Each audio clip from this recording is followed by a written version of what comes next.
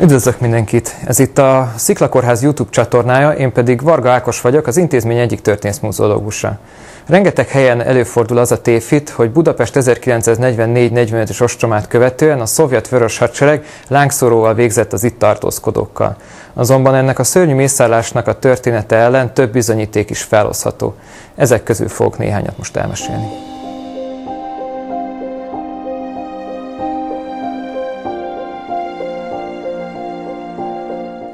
A legfontosabb bizonyíték talán a vár alatti barlangpincerendszerben előforduló több egyéb tűzeset is a kitörést követő napokban. Ezek okaként említenek szovjet katonákat, egyszerű hanyagságot, de a lehetetlen körülményekbe beleőrülő német sebesülteket is. Jól ismertek a vörös hadsereg kegyetlenkedései ebből az időszakból, így végül is nem kizárt egy általuk okozott tűz, azonban források ezt nem támasztják alá. Valószínűleg egy ilyen vári esemény után terjedhetett el az a hír, hogy a Sziklakórházat felgyújtották.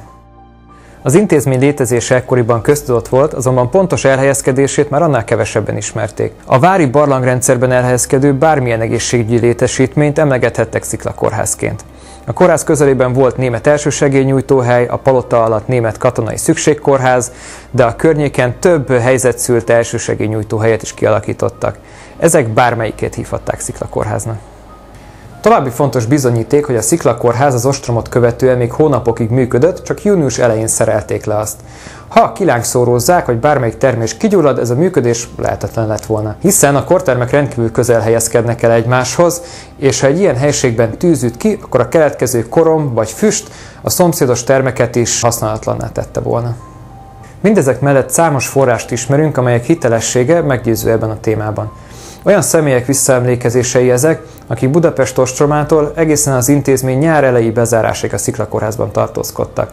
Ilyen például dr. Zeibriger András, a kórház helyettes főorvosa, vagy a főnővér gróf Andrássy Ilona. Az ő visszaemlékezéseikben sehol sem említenek tűzesetet. Más pincehelyiségek kigyulladásáról is szólnak források, azonban ezek esetében sem következtethetünk szándékos gyújtogatásra. De vajon mit csináltak a szovjet katonák a Sziklakórházban? Ne felejtsük el, hogy a Nemzetközi Vöröskereszt védelme alatt állt az intézmény ekkoriban, így hivatalosan háborús tevékenység nem folyhatott idelent. Egyes visszaemlékezések szerint az érkező katonák cigarettát, illetve csokit osztottak, mások szerint elvitték a karórákat. Friedrich Born, a Nemzetközi Vöröskereszt magyarországi delegátja már felkészülten várta az érkező tiszteket, hogy tájékoztassa őket a hely semlegességéről. Mindezek fényében tehát egyértelműen kijelenthető, hogy a Sziklakórház kilángszórózása csupán egy városi legenda, amely mára teljesen beleitta magát a várnegyed II. Világháborús történetébe. Ha szeretnétek hasonlóakat látni, hallani, akkor kövessétek a YouTube csatornánkat, nézzétek meg a honlapunkat vagy a Facebook oldalunkat, de igazából gyertek el inkább a múzeumba és hallgassátok meg ezt élőben. Köszönöm a figyelmet!